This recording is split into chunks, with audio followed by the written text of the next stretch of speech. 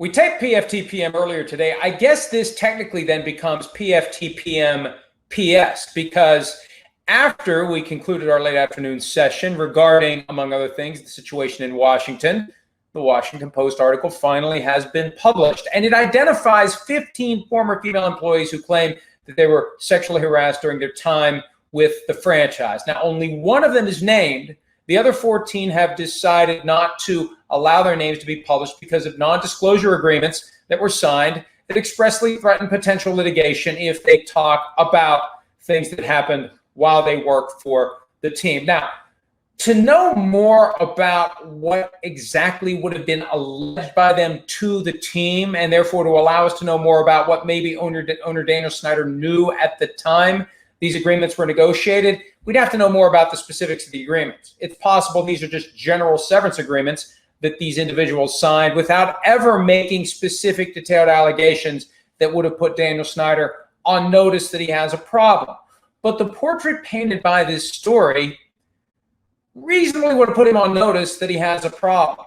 And even though there are no specific allegations made against him, the three individuals who are named as having allegedly done things they shouldn't have done, Larry Michael, Alex Santos, Richard Mann II, all three of them have left the team in recent days. Michael, play-by-play voice of the team for 16 years, abruptly retired on Wednesday. And most people thought maybe it has something to do with his story. Clearly it did. Santos was the director of pro personnel. Mann was the assistant director of pro personnel. They were both fired over the weekend. So there have been consequences for the individuals who were accused of wrongdoing.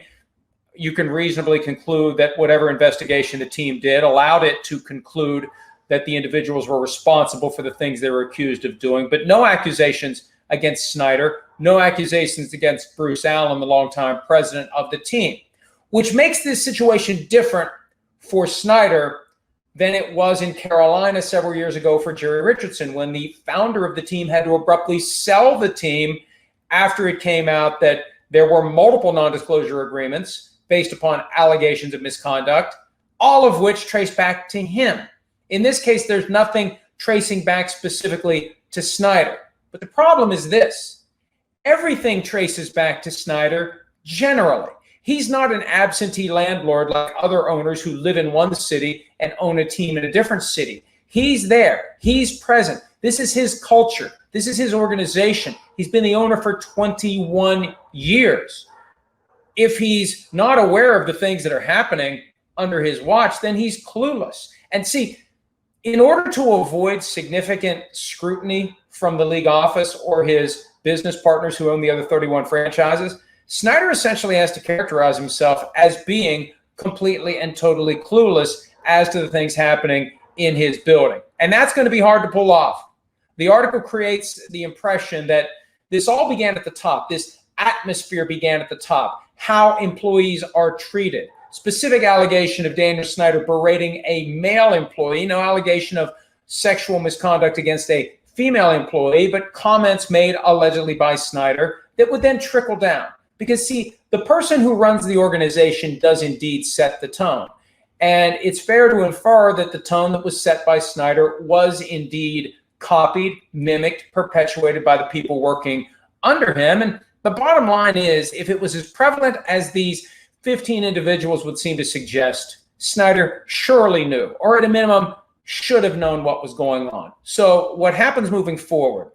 We watch and see what the reaction to this story is, how much pressure it creates for the Washington franchise, how much pressure it places on the league and on other teams to account for franchises. Will that be enough to force the kind of action that would result in Snyder selling the team? This is why he's hired an outside lawyer to come in and conduct this investigation. He wants the end result to be Daniel Snyder is blameless. Daniel Snyder knew nothing about these specific activities. Daniel Snyder had no reason to go in and clean up a mess because he didn't know a mess existed. Again, to sell that, he's going to have to be willing to make himself look clueless. Either way, it's not a good look. And either way, depending upon how things unfold, it's the kind of situation that could create serious problems for his ongoing ownership of the team.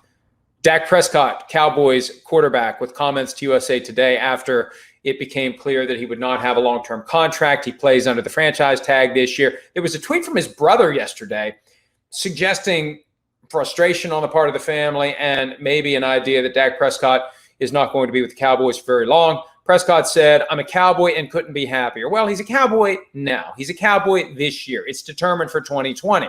What isn't determined is what happens next year. And I've had so many fans say, oh, Dak Prescott shouldn't assume he's going to make $37.68 million next year. The Cowboys may not be able to afford to tag him again. They may not want to tag him again. Okay, fine. Number one, they're going to have to find another quarterback if that's the case. Number two, he goes to the highest bidder.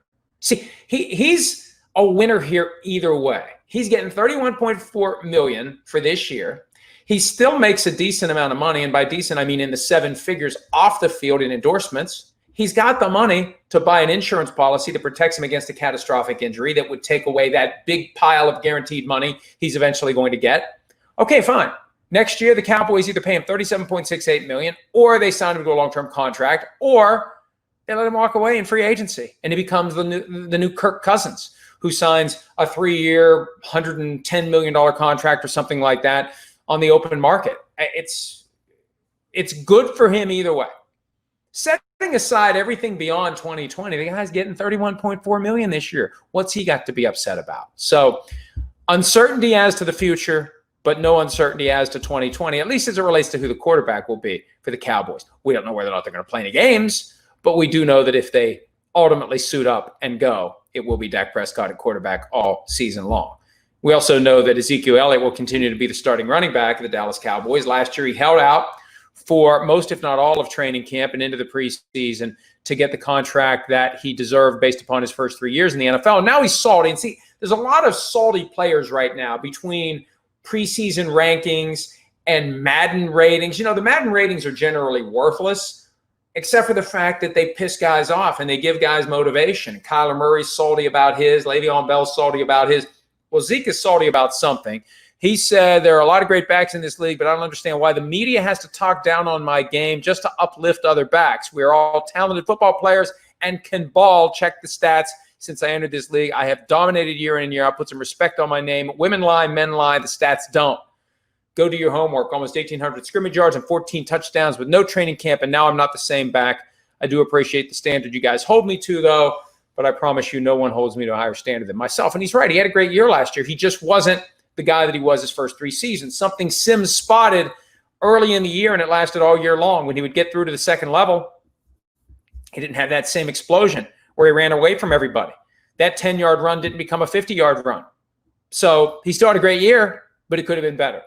And maybe it wasn't as good as it could be because he didn't have the benefit of training camp. He went to Mexico while they were working out the contract. And, you know, anytime a guy misses that much time, there is a chance it's going to affect his performance. And think of how good he would have been if he'd been around for all of training camp. But he's still one of the great running backs in the NFL. And between him and Amari Cooper, who signed a contract to stay with the team, CeeDee Lamb, their first-round pick, who fell into their laps, Dak Prescott, the offensive line, not as dominant as it was in recent years, but still pretty good. And maybe the defense better now. New coaching staff, new approach.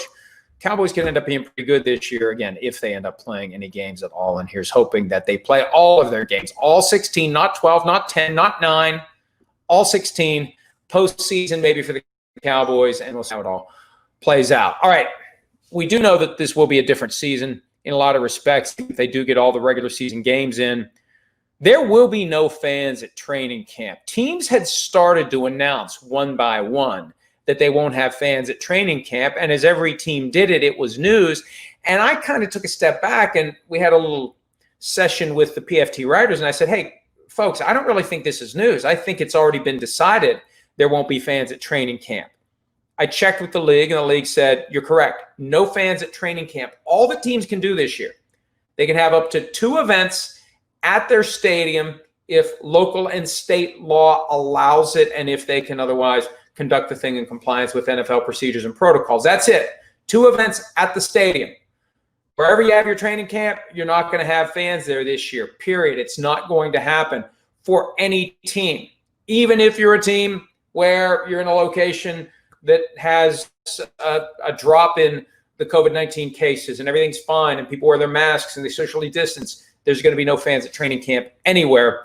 And obviously that's going to be a huge difference from past years, and going to be lost money coming from that because, you know, the teams find a way to make a little money off of it. Although I don't think if you charge the rule, I need a refresher on this. At one point, if you charged for anything at camp, then scouts from other teams were allowed to be there. And I think Washington fell into that trap at one point several years ago. But they found a way to allow teams to make their money without an open invitation for other teams to show up for training camp and to scout their training camp practices. But bottom line is the bottom line will be affected by fans not at training camp. And the money this year is going to come primarily from televised regular season games. Anything else that NFL teams over and above that is going to be a bonus, whether it's 20% capacity for games, 40%, whatever percent, 1%. It's going to be more than what they're otherwise going to make, because I think you just have to go into the season assuming that no fans are going to be involved.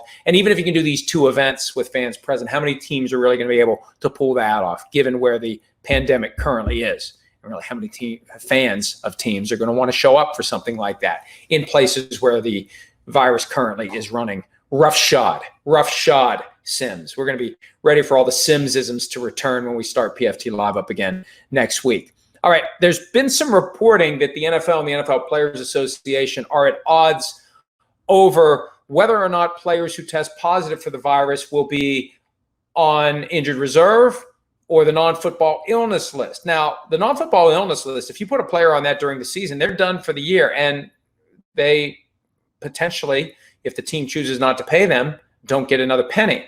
As of last night, ESPN was reporting that that's still a sticking point. I had other people saying it's not a sticking point.